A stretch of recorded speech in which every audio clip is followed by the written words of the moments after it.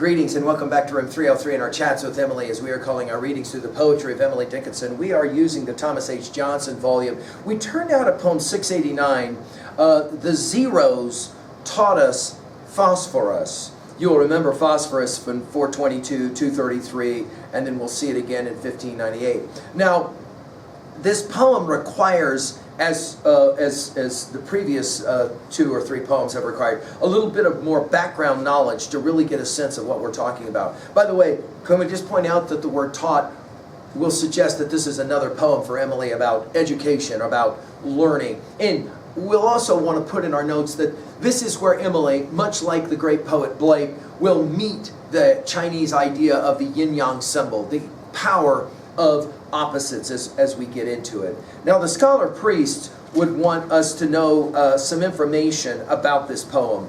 He says it this way: on the back of the copy sent to Sam Boyles, Emily added the words, quote, "I couldn't let Austin's note go without a word, Emily."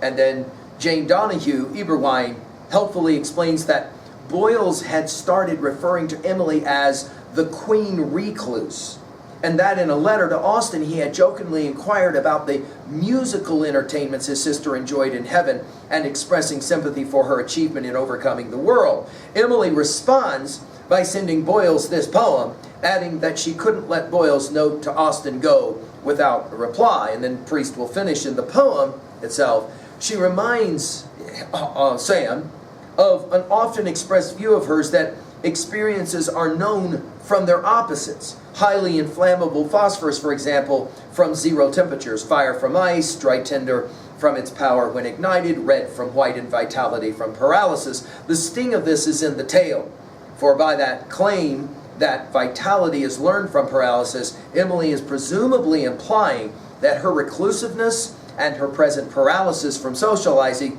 is in fact teaching her about vitality and the things that matter in life, end quote.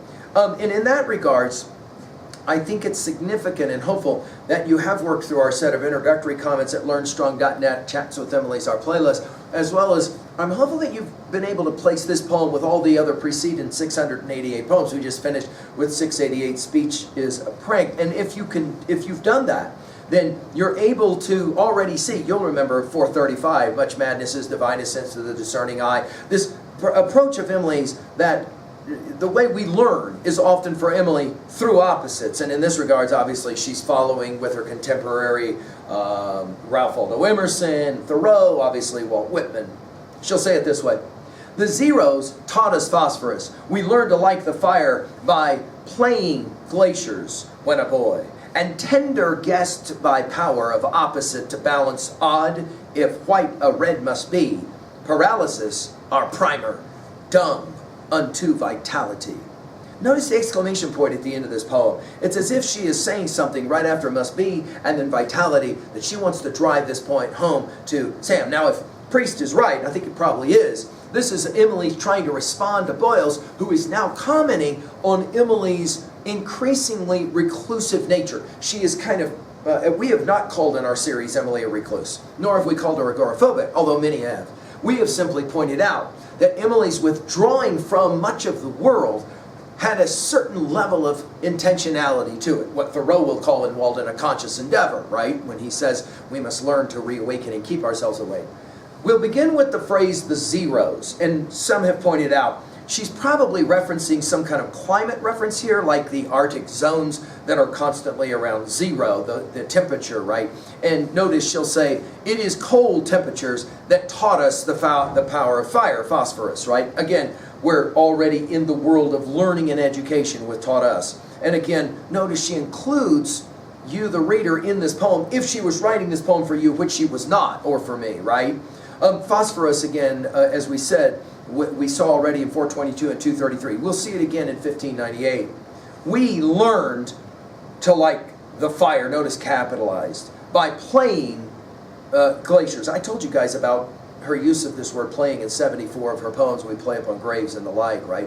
When a boy, now again, why a boy and not a girl? It's interesting. She's obviously saying directly to Sam Boyles, no, this is how you learn stuff. This is how I learned stuff. When a boy, tender, we're back, of course, to the fire observation again, guessed by power. By the way, we'll go from glaciers in this poem to the freezing lips of the next poem of 690, just to point it out to you. And tender, guessed by power of opposite. And there it is, right? There's the key. In other words, the way we learn is through opposites. To balance odd, obviously numerology, odd versus even, right? If white, notice she goes to colorization now. If white, red must be. In other words, much like our yin-yang symbol, much like Blake's Songs of Innocence, Songs of Experience, who've given full lectures at LearnStrong.net. The power is in understanding. You can't appreciate one without the other. So what is she saying? Yes, of course I am withdrawing from society, but please understand the power of that for me is the last word of the poem, vitality, right? Paralysis, our primer, dumb, and maybe that's the other key word of the poem, unto, and that's the key, right? Vitality. She'll use this word vitality in 12 of her poems, so we want to pay attention to that life-giving word. What is she saying at 2a? I think that she's arguing that we have to often learn to find life and vitality through opposites. It requires for us that, for example, we understand cold to appreciate hot. And of course, this takes us back time and time again to earlier poems. Of course, success is counted sweetest by those who ne'er succeed. At 2b, well, obviously the question is, who is the we of the poem? Without, for example, the help of scholars, we might not even know that it's Sam Boyles. At 3a, I can't help but think that Plato's Republic is standing behind much of a poem like this as well. Of course, what is Republic? We've given full lectures at LearnStrong.net, other than a work on education and how we come to learn things. You cannot appreciate the light of the sun until you spend some time in the darkness of the cave. Coming into the light of the sun, of course, we are blinded by the light initially, but then we come to see the shapes and ultimately the form of the sun, and therefore to understand the power of the original sourcing, if you will, vitality. I also will challenge you to think about Swift's Gulliver's Travels and the way in which Swift himself plays around with those ideas of opposites, so that we're playing the same game that Blake played in his Songs of Innocence, Songs of Experience. We've given full lectures at LearnStrong.net over the work of Swift and Blake as well. Finally, to own a poem like this, when was a time in your life when you did learn through opposites? And is it very possible that's happening right now in your study of Emily? I hope so. Thank you.